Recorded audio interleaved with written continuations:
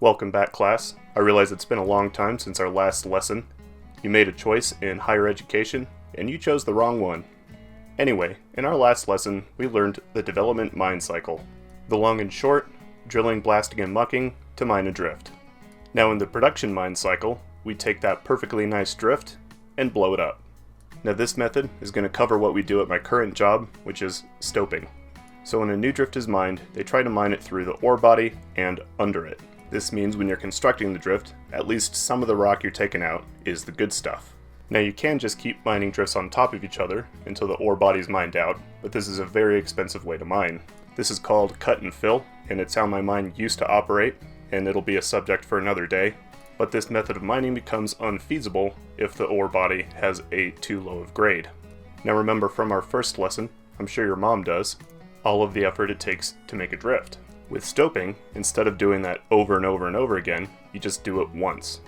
So, once the drift is mined, we roll in a piece of equipment called a long hole drill. Now, in case the name didn't give it away, this drill drills long holes. For perspective, the development jumbos drill anything between 14 and 16 feet, typically.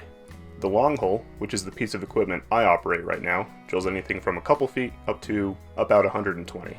What this means is you can drill a blast pattern in the ore body above the drift, and instead of blowing up a couple hundred tons, you can blow up a couple thousand. Now the powder truck used to load these rounds is largely similar to the one used in development, just with a longer hose. And once of course you blow it up, you have a big pile of rocks you need to move.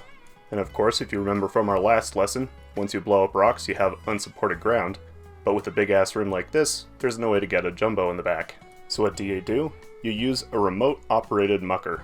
Now there are two flavors of this. There's line of sight, in which a mucker is operated basically like an RC car, but with much more dire consequences if you run into yourself, and the method we use at our current job, which is a remote hut. Basically, the level is lined with antennas, the mucker has a receiver and cameras, and you can operate the mucker from the hut. It looks kind of like a simulator, I guess. And yes, the huts are always placed under loud-ass fans, and the cameras are always potatoes. Now if you've ever operated a remote control car, you know the range isn't great, and that's no different from remotely operated muckers, whether from the hut or line of sight. So, while a long hole might go in and drill most or all of a stope, they don't necessarily blow the whole thing up at once. We'll blow it up in sections, retreating as we go towards the entrance to the level. Now we don't want to blow up our vent bag and utilities, which means the service crew has to come in and pull those back incrementally as well. By now, you may have noticed that this process involves drilling and blasting and mucking, which is to say, it's pretty much the same thing as the development mine cycle, just in reverse, just with bigger explosions and drills, though still not as big as your mom.